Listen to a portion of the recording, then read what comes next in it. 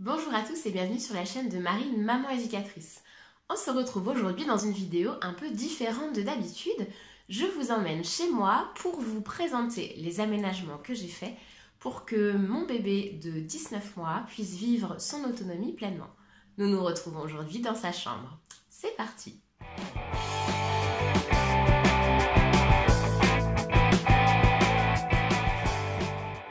Pour vous faire visiter sa chambre, j'ai choisi de me mettre à sa hauteur.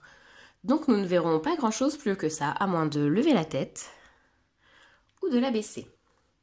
Nous sommes donc ici à l'entrée de sa chambre, qui dispose d'un grand espace de rangement, un lit, un espace de jeu derrière et ici sur le côté, de grands placards.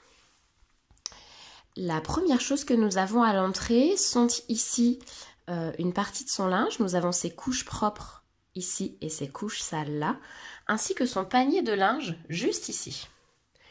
L'idée, en venant mettre ses paniers de linge sales à disposition, est qu'elle puisse elle-même aller ranger son linge après s'être changée, et ce, peu importe qu'elle soit dans sa chambre ou dans la salle de bain juste en face.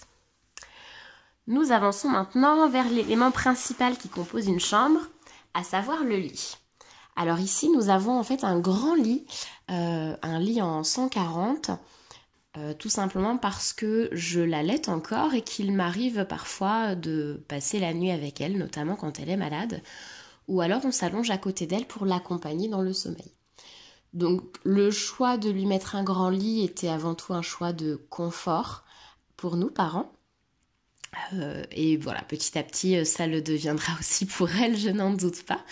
La particularité de ce lit, c'est qu'il n'a pas de cadre de lit et il est au sol. Alors actuellement, elle a un sommier, mais en fait, quand nous avons commencé, il n'y avait que le matelas au sol et c'est en grandissant, maintenant qu'elle arrive à escalader, qu'on lui a mis un sommier qui dépasse un peu, comme ça lui fait une petite marche, voilà, tout du long sur lequel elle peut monter pour grimper dans son lit. Elle organise son lit comme elle le souhaite. Donc généralement, elle dort... Hop, j'ai pas fait son lit.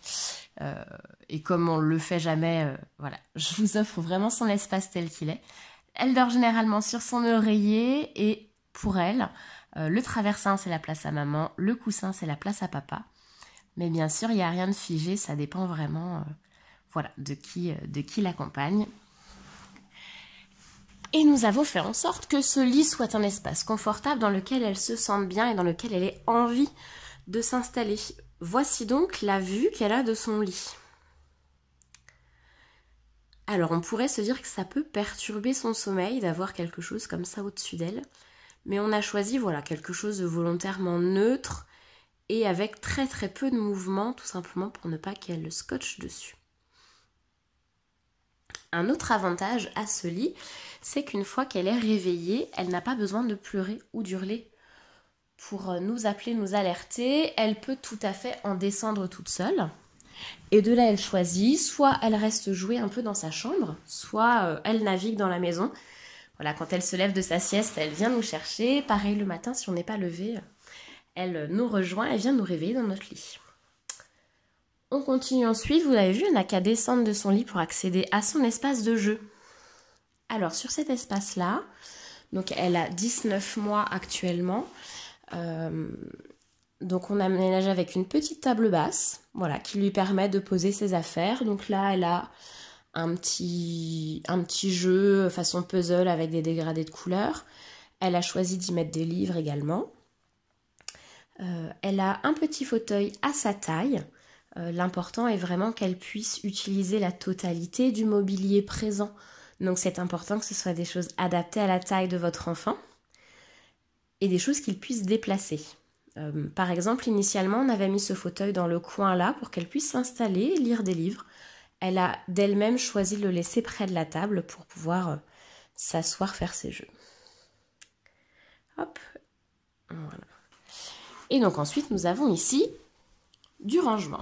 Alors, pour moi, cette chambre est rangée, et vous avez de la chance parce que ce n'est pas tout le temps le cas. Elle est rangée parce que nous faisons du rangement un rituel le soir avant d'aller se coucher, ce qui permet d'avoir au moins une fois par jour une chambre en état. Et voilà, elle n'y a pas touché ce matin puisqu'elle a le multi-accueil. Pour d'autres, cela va paraître en bazar tout simplement parce que les choses ne sont pas bien organisées.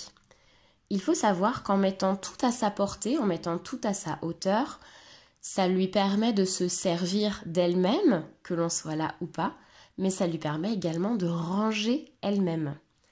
Pour chaque activité, il y a le fait d'installer l'activité, de la faire, mais également de la ranger. C'est un apprentissage qu'on a mis très tôt en place. Elle joue très bien le jeu maintenant, même si effectivement nous n'avons du coup pas une bibliothèque bien rangée et lisse, mais elle s'y retrouve et c'est l'important puisqu'après tout c'est sa chambre et son espace. Donc des livres ici et là, ce sont des choses dont nous sommes très très friands. Nous avons ici un peu plus bas un petit panier à trésors, donc elle y met voilà, des petits jeux. Là, il y a des petits objets en bois en ce moment. Et elle y a rajouté des choses en tissu. Voilà. Et ensuite, nous avons ici du sensoriel. Donc, nous avons des bouteilles sensorielles et son loto des odeurs. Donc, vous pourrez retrouver les tutoriels sur la page Facebook et sur la chaîne YouTube. Et enfin, le dernier élément très important de cet espace de jeu, c'est donc ce grand miroir. Voilà. Elle aime beaucoup jouer, à se regarder, à danser, à se mouvoir.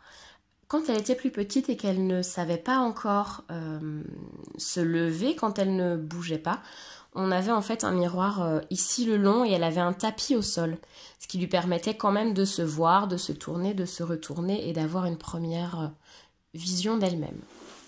Et que je ne vous ai pas montré également, hop, et je vais me mettre comme elle aime se mettre. Voilà, une petite décoration toute simple, vraiment. Je pourrais vous montrer également comment on fait ce genre de petit mobile à moindre coût.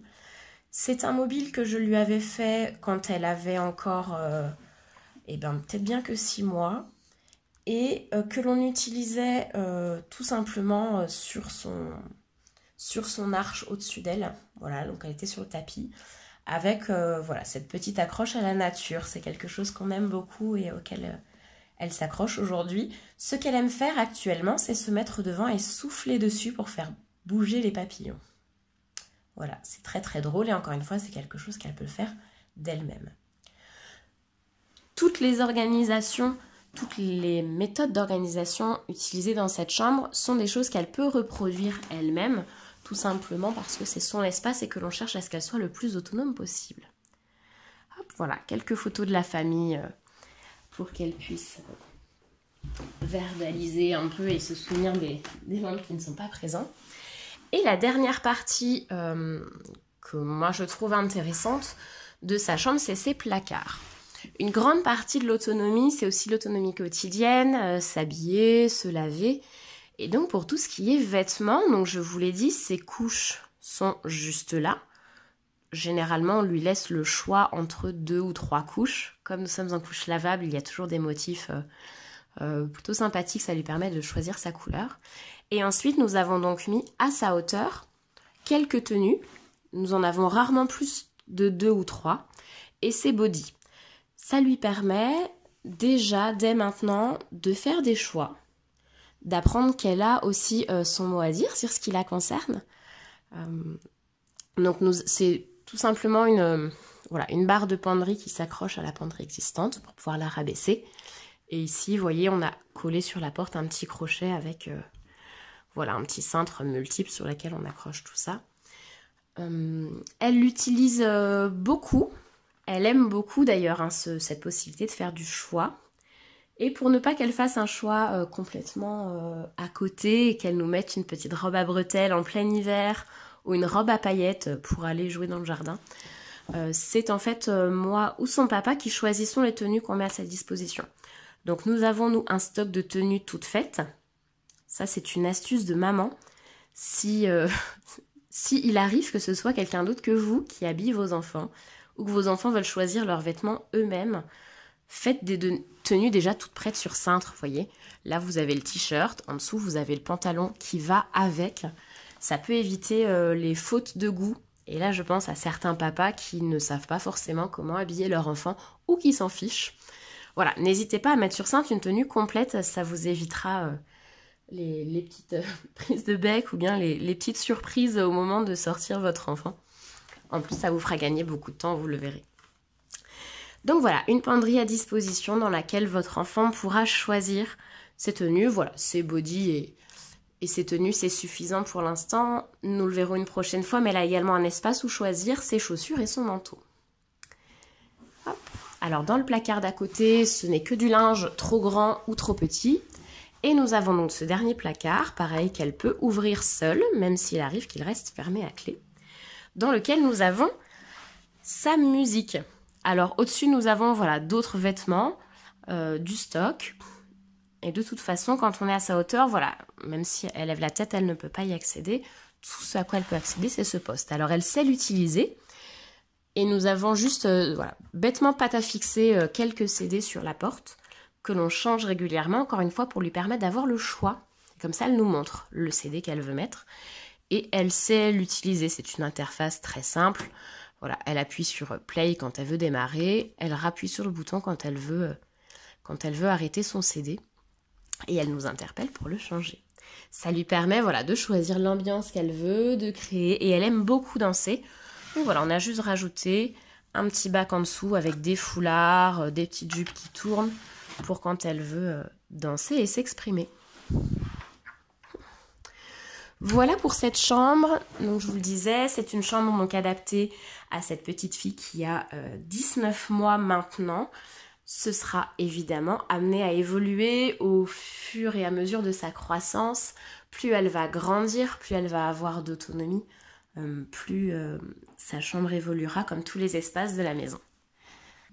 Voilà, j'espère que ce petit room tour vous aura donné des idées pour vous aussi organiser la chambre de votre enfant à sa manière, à sa taille et en mettant les choses à sa portée. N'hésitez pas si vous aussi vous avez des idées à nous partager, à nous les mettre en commentaire ou bien sur la page Facebook. Ce que je vous invite à faire, peu importe la pièce dans laquelle vous êtes, c'est à vous mettre à la hauteur de votre enfant pour voir le monde comme lui et ainsi pouvoir adapter au mieux vos aménagements. Je vous dis à très bientôt sur la chaîne ou dans la vie réelle.